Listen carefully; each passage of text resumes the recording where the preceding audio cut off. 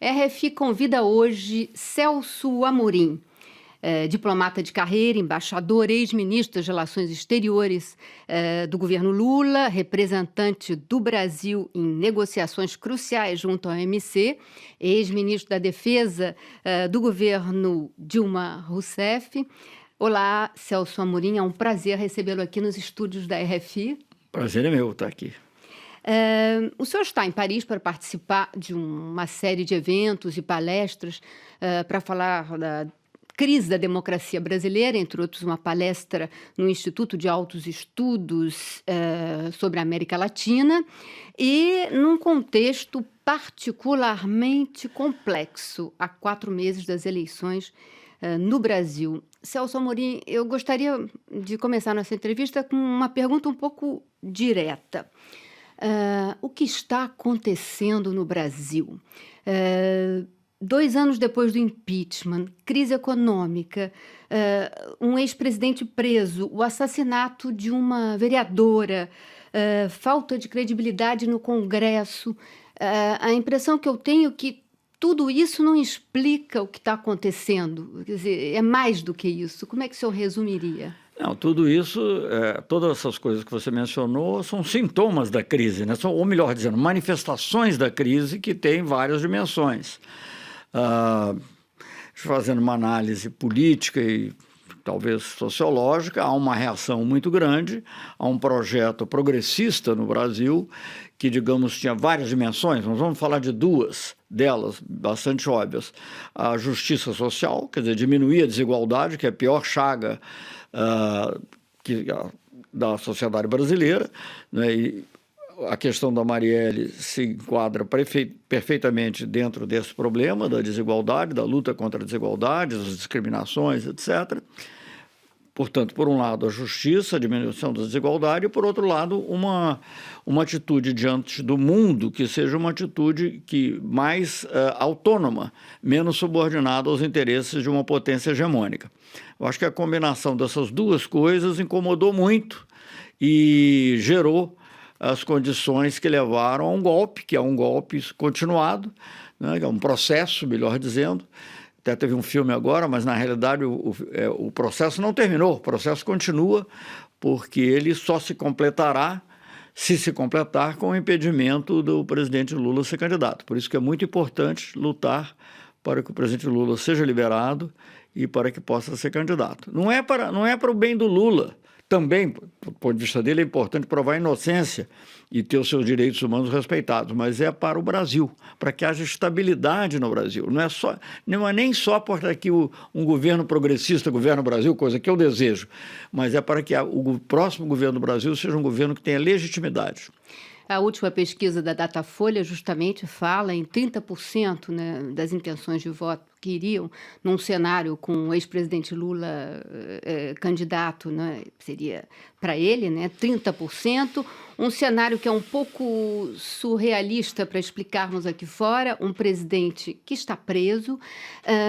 O senhor é um dos pilares da candidatura do Lula, foi inclusive apontado como possível vice dessa candidatura. Essa especulação. Exato. Bom, especulação política é muito especulação, sim. Né? Essa estratégia de insistir na candidatura do Lula não pode enfraquecer um possível substituto se essa candidatura for realmente impugnada? Não, eu acho que 2 coisas. Primeiro, que lutar pela liberdade do Lula e pelo direito dele concorrer é uma necessidade da defesa da democracia no Brasil. Então, não é só uma questão de tática, né? Então, é uma questão muito da essência da luta que se tem que manter. Que se nós aceitarmos desde agora ou desde já que o presidente Lula não pode ser candidato porque, inclusive quando os recursos ainda não terminaram, né, a justiça ainda está em processo, enfim, você pode ser mais cético ou menos cético, mas essas coisas também mudam, às vezes, com a própria evolução política. A crise social que o Brasil está vivendo, que é a maior, eu nunca vi. Eu tenho 76 anos, eu acho que eu nunca vi uma situação de tal anomia social que ficou patente com essa greve dos caminhoneiros. Então, por um lado, tem essa luta pela democracia. Por outro lado, eu diria que mesmo do ponto de vista de tática e estratégia, de tática, melhor dizendo, não, eleitoral, eleitoral, não tem sentido retirar a candidatura do presidente Lula, porque ela é a candidatura que mais agrega para o PT. Então, aí o que você vai ter que ver no futuro é como é que isso vai ser usado. Minha esperança e minha expectativa é que ele possa ser candidato e provavelmente, eu diria, ou quase seguramente, ganhar as eleições, o que incomoda muito as pessoas que levaram adiante esse processo golpista. Eu entendo que admitir uma alternativa de um outro nome seria, inclusive, enfraquecer a defesa do ex-presidente. Agora, existe um movimento, né, a favor de uma frente de esquerda com o nome de Ciro Gomes. A gente tem que falar no condicional, porque o debate sobre eleição é sempre alguma coisa, né? Tudo são rumores, especulações e conjecturas. Como é que o senhor veria essa possível candidatura do Ciro Gomes, essa frente, se a candidatura do presidente Lula for impossível? Eu sou muito a favor de uma frente de esquerda. Agora, eu não vejo por que o PT, que é o partido maior, que tem um candidato mais forte, tenha que abrir mão para um outro candidato. Se o candidato mais forte não puder concorrer... Bem, isso vamos ver mais tarde, isso não chegamos lá, né? Então, eu acho que tem um ditado anglo-saxão que é muito bom, assim, ditado, até acho que vem de origem militar. A gente atravessa essa ponte quando chegar lá. Não adianta agora, nesse momento, né? Há poucos dias a candidatura do presidente Lula foi novamente consagrada pelo PT nessa reunião com presença de vários governadores e de muitos políticos e outras personalidades em Contagem, né, perto de Belo Horizonte.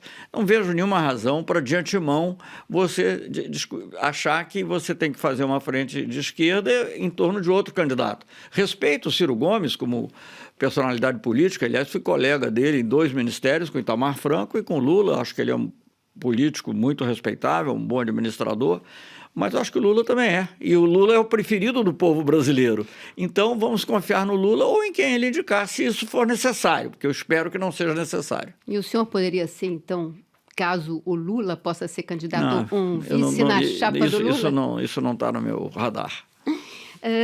Agora, nessa mesma pesquisa da Datafolha, a gente viu, né, a consolidação de um crescimento da candidatura do Jair Bolsonaro, né, de extrema-direita, como segundo colocado das intenções de voto com 19%, no cenário sem Lula. Isso a gente podia imaginar no Brasil alguns anos atrás? Olha, a direita no Brasil sempre foi muito enrustida, né? Então as pessoas não se revelavam muito. Eu acho que essa polarização que houve, em função de vários fatores, a própria crise econômica, o próprio progresso social que foi alcançado, despertou muito ódio e ressentimento das pessoas que não querem que haja progresso das camadas mais pobres. Não querem ver negros na universidade, não querem ver mulheres exercendo posições de poder, não querem ver pessoas de LGBT sendo aceitas e tendo uma presença normal, não precisa ser privilegiada na sociedade. Então, eu acho que e não querem ver também as pessoas mais pobres com direitos, né? Empregadas domésticas, outras pessoas, catadores de papel, né? Pessoas que passaram a ter direito. E tudo isso, não só ter direito, mas ter condições de vida, através de programas como Bolsa Família, como os vários programas na área de educação. Mas o Bolsonaro é mais do que isso, né? O Bolsonaro é um discurso de violência, de pedido de intervenção militar, enfim, vai além dessa pouca disponibilidade em aceitar uma evolução social no Brasil. Mas quando, digamos assim, numa situação econômica normal ou até de expansão, esses sentimentos mais negativos não encontram eco tão facilmente na sociedade. Mas quando há uma situação econômica difícil, como tem ocorrido, né, e acentuado ultimamente, infelizmente eles encontram mais eco. Eu acho que o Bolsonaro representa isso. Claro que ele potencializa isso pelas outras coisas que ele representa. Uma pessoa que defende a tortura no governo militar, que escolhe como ídolo ou pessoa homenageada um torturador contumaz, não tem nada contra os militares. Pessoalmente, eu fui ministro da Defesa, tive muito boa relação com eles e acredito muito no patriotismo e na tendência democrática da grande maioria dos nossos militares e certamente do alto comando. Agora, evidentemente, ele seleciona aquilo que houve de pior para elogiar e para se inspirar. É pena que isso ocorra, mas infelizmente encontra eco nessas pessoas ressentidas pelo fato, não é nem de que a vida delas piorou, mas é que em termos relativos, outras pessoas melhoraram mais do que elas. Então aquela proximidade dos mais pobres em relação a elas, dos mais pobres, ou dos negros, ou das mulheres, ou dos LGBTs, isso incomoda muito essas pessoas. O senhor falou... Isso é uma característica do fascismo, né? Infelizmente. Só que no Brasil tem um fascismo que tem uma característica ainda mais peculiar, porque o fascismo na Europa, isso não salva nada, nem melhora, mas pelo menos ele é nacionalista. No Brasil, o fascismo é neoliberal e entreguista. É uma coisa peculiaríssima. Exato, que é o que ele tem sinalizado, né? Agora, o senhor falou das Forças Armadas na sua proximidade, né, porque o senhor foi ministro da Defesa. Essa possibilidade esse barulho de botas, como a gente diria em francês, essa coisa de o senhor acha que um golpe militar é hoje possível? Não, eu acho que golpe militar é fora de cogitação. Eu, às vezes, temo que haja uma tentativa, não de golpe militar, mas uma conspiração mesmo civil que tente utilizar os militares para consolidar uma situação. Que poderia ser, em algum tempo se falou do parlamentarismo, que agora acho que já está afastado, que é essa decisão da Carmen Lúcia, a presidenta Carmen Lúcia, e outras coisas parecidas, um adiamento de eleições, coisas assim, que seriam muito ruins para o Brasil. Então, acho que uma das coisas que a gente tem que fazer, além de lutar pela liberdade do presidente Lula e do seu direito de ser candidato, é que não haja adiamento das eleições. Porque acho que a única coisa que vai melhorar o Brasil hoje nunca teve não sou eu que estou dizendo, eu encontro com políticos franceses, eles perguntam, mas quem é o Brasil? Onde está o Brasil? O que faz o Brasil? Não se ouve falar nada, é o oposto. Eu devo dizer, claro que no governo Lula houve uma grande expansão, né, dessas atividades no exterior. Eu tive a honra de participar disso junto com o presidente, ou auxiliando o presidente, mas mesmo em governos anteriores não era como é hoje. Hoje, gente, os presidentes não ligam de volta para as chamadas do presidente Temer, eu sei disso. Entende? As pessoas não querem. O ex-secretário de Estado norte-americano visitou a América do Sul, e América Latina e América do Sul.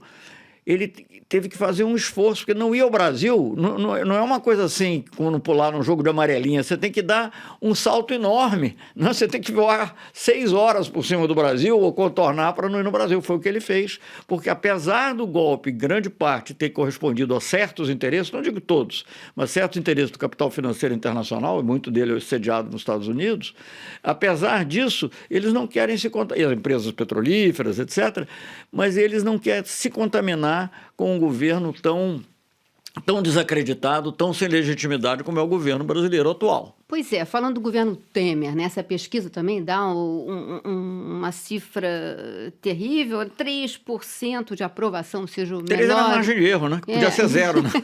3 é a margem de erro. O menor índice da história do país, não sei. Agora, tem uma coisa que me surpreende. Por que esse silêncio nas ruas no Brasil? O presidente Temer administrou essa greve de uma maneira muito criticada, foi chamado de incompetente. Por que tem esse silêncio? Por que tem um silêncio é uma pergunta complexa que tem a ver com análise social de como as coisas evoluíram e talvez levasse algum tempo para eu poder...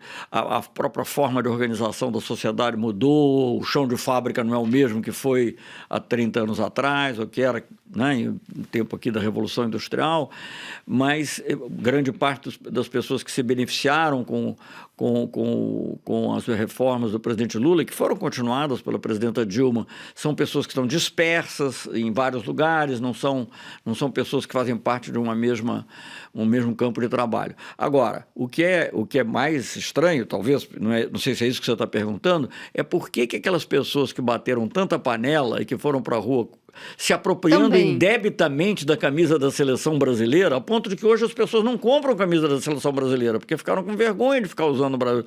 Então, há um encalhe lá, infelizmente, né? Eu sempre usei camisa da seleção brasileira. Mas, enfim, essas pessoas, elas não eram contra a corrupção. É mentira. Elas eram contra o projeto progressista que o Lula e a Dilma encarnaram. Esse projeto progressista que tem essa dimensão social interna, de proteção das riquezas também e defesa delas, e de uma política externa autônoma e de solidariedade com outros países sul-americanos. Veja, estão destruindo a Unasul. A Unasul foi criada, era uma velha aspiração, a primeira vez que tem um organismo sul-americano. Nós até depois ampliamos um pouquinho também para ter a CELAC, para ter toda a América Latina e Caribe, mas a Unasul era um núcleo. Primeira vez em 200 anos que há isso. Ela agora já foi desativada. É uma coisa vergonhosa e triste. Cada vez que você vê o Brasil liderando essa atitude de isolamento da Venezuela na OEA, você pode achar o que achar do regime. Eu não concordo com o que o atual governo acha, mas você não pode, não adianta. Será que não aprenderam a lição com Cuba, inclusive, que ficou há 60 anos isolada e depois foi o Obama lá, teve que reconhecer? Gente, e sendo que na Venezuela, com a maior gravidade, no caso do Brasil, porque ela é a nossa vizinha, claro. Não é? E essas pessoas que falam em dar golpe na Venezuela, o nosso governo não fala, mas o isolamento leva a isso. O nosso governo não, porque não é meu, mas digamos, o governo atualmente no poder, o isolamento leva a isso. Então, o que se quer? A Colômbia entra para a OTAN, isso tudo são sinais que nós estamos recebendo. O que se quer? Quer se criar um Vietnã na Venezuela? É do interesse do Brasil que isso seja criado? Então, o problema é muito mais profundo, mas eu acho que há uma absoluta falta de visão do interesse nacional atualmente. Não é nem uma questão ideológica. Veja bem, o Lula, quando criou o grupo de amigos da Venezuela, convidou os Estados Unidos, convidou a Espanha, que na época tinha um governo conservador, Portugal também tinha um governo conservador, então era uma coisa plural. E nós conversávamos com a Venezuela, mas conversávamos com a Colômbia, conversávamos com a oposição na Venezuela, conversávamos com o Uribe. Quem fez opção ideológica é o governo atual. Aliás, não dito por mim, dito pelo atual ministro das Relações Exteriores, que diz que o Brasil não pode mediar nem facilitar, porque o Brasil tem partido. Eu nunca vi isso na história do Brasil. Rio Branco está tremendo no túmulo. Uma pergunta sobre o Rio de Janeiro, né, mudando completamente, mas, bom, faz parte dessa situação de violência. O senhor foi cotado para ser candidato a governador do Rio, bom, uma ideia que eu acho que foi descartada, mas nós vimos nesse fim de semana, né, o bondinho do Pão de Açúcar fechado, o aeroporto Santos Dumont fechado, corpos na Urca foram retirados ontem. Enfim, uma briga do narcotráfico que deslizou com os policiais e forças armadas, eu não sei. Qual é a alternativa para o Rio de Janeiro? Aparentemente, as forças armadas, não, né? Não, porque não é, inclusive, tarefa delas, elas não estão treinadas para isso. Você precisa melhorar a polícia, eu não vou negar que existe um lado efetivo da polícia que é preciso haver. Agora, é preciso também criar emprego, da saúde, da educação de tempo integral. Claro que não é de uma hora para outra que isso vai fazer um milagre, é um processo longo. E nesse meio tempo, a ação, digamos, repressiva mesmo é necessária, mas é necessária com os cuidados que uma polícia bem treinada pode ter. As Forças Armadas não são para isso. Veja bem, esses meninos que vão lá são meninos que têm 1 ano. Enfim, tem a vantagem talvez não terem sido corrompidos por nada, mas eles têm 1 ano alguns têm 2 no máximo, que eles já chamam de soldado antigo. Eu sei, eu fui ministro da Defesa, eles não têm experiência. Então, quando eu vejo um grupamento, por exemplo, do Exército, eu moro na Avenida Atlântica, eu tenho esse privilégio, moro na Avenida Atlântica, vejo o grupamento ali do Exército, eles sempre andam em grupos de 10, 11, porque faz parte da própria doutrina de defesa deles. Ali na praia, o que eu vejo? Gente, se houver um arrastão aqui, o que eles vão fazer? Não tem, sabe, com armas, não é isso. Então, eu acho que as Forças Armadas podem atuar pontualmente, como atuaram em questões como Copa do Mundo ou em outras situações. Eventualmente, se esse sistema das UPPs estivesse dando certo, que não deu, infelizmente, por falta de recurso e abandono de aspectos essenciais como saúde e educação, sim, elas poderiam, digamos, atuar como uma força assim de amparo, vamos dizer. Mas ela fazer diretamente o trabalho não tem sentido. Veja bem, nem na inteligência ela funcionou. Claro que você pode dizer, bom, mas o caso da Marielle foi logo no início e tal. Tá bem, foi logo no início. Mas veja que... Porque eu acho que, entre outras coisas, né, claro que é terrível, é claro que, digamos, foi um crime político contra uma mulher negra, enfim, favelada, etc., com a sua própria opção de sexo, de vida sexual, etc. Mas, além disso, foi na minha opinião, um desafio às próprias Forças Armadas. Né? Alguém lá disse, olha, aqui quem manda somos nós. Pois é. Só terminar. E as Forças Armadas, veja bem, numa área que ela poderia ajudar, que seria a inteligência, vamos dizer, gente, se havia uma pessoa que era vulnerável e ameaçável, até pelas acusações que ela estava fazendo, as críticas que ela estava fazendo à polícia, às milícias, etc., era a Marielle. Estava totalmente desprotegida. Foi morta e, assim, nas barbas de todo mundo, no centro da cidade, perto da prefeitura do Rio de Janeiro. Muito triste. Então, eu acho que mostra... ela agora é um símbolo de tudo que existe de errado do Brasil, mas também da luta que pode ser certa, e, ao mesmo tempo, mostra que essa intervenção das Forças Armadas, até agora não houve nenhuma indicação de quem é culpado. Nem sei se haverá. E qual é a alternativa? Porque, às vezes, a gente tem medo que o Rio se transforme num narco-estado. Gente, mas acontece que, veja bem, quem teve a experiência de colocar Forças Armadas para combater o crime foi o México, com consequências gravíssimas. Não é? Inclusive, até a própria pulverização dos movimentos de narcotráfico aumentou a criminalidade. Né? O nível de criminalidade política no México é muito alto, né? E com risco, inclusive, e chegou a ocorrer, não sei se sempre e tal, mas em vários momentos, de contaminação das próprias Forças Armadas. E as Forças Armadas não são para isso, elas são para defender o país, a pátria, contra ameaças estrangeiras. E nós não podemos ter ilusão. Tendo as riquezas que nós temos, os ativos, inclusive tecnológicos, científicos, mas também de recursos naturais, como petróleo, biodiversidade, água, etc., numa situação do mundo que é uma situação conflituosa, como a gente vê, não vamos entrar aqui numa análise geopolítica, mas isso é verdade, não é? Aqueles recursos vão ser disputados, e nós temos que ser capazes de dizer, não, aqui é para nós, não vem que não tem. Não é que a gente quer. Então, as Forças Armadas são para isso. Por isso é que tem que ter um submarino de propulsão nuclear, tem que ter caças de última geração, né, que não dependam de um país que não transfere tecnologia. Nós temos que ter também as nossas fronteiras. Tem que ter dinheiro para comprar. Para isso precisa ter recursos, é claro. Isso é uma coisa que a sociedade tem que entender. Uhum. Não é? Mas não é só comprar uma coisinha, desenvolver a indústria brasileira. Você sabe que em todos os países do mundo a pesquisa na área de defesa é extremamente valiosa para o desenvolvimento da tecnologia que depois serve na área civil também. Para terminar... A cibernética, por exemplo, desenvolvida dessa maneira, pesquisa espacial, etc. Para terminar, com uma nota de otimismo, o senhor acredita, então, que as eleições podem ser o começo de uma luz no fim do túnel? Sim, mas é preciso que, para isso, as eleições sejam livres, realmente, e eu acho que as eleições só serão verdadeiramente livres e justas e corretas, né, se as forças políticas mais importantes puderem estar representadas, e acho que as forças e as lideranças políticas mais importantes pudessem estar representadas. Isso inclui, naturalmente, a liberdade e a possibilidade da candidatura do presidente Lula. E mesmo uma eleição sem Lula? Bom, eu fui iniciador do manifesto que chamava Eleição sem Lula é fraude. Então, essa pergunta, né, é fraude no sentido etimológico da palavra, é uma fraude à vontade popular. Certo. Muito obrigada, ministro Celso Amorim, de ter vindo aqui nos estúdios. Foi um prazer, Maria. Um prazer.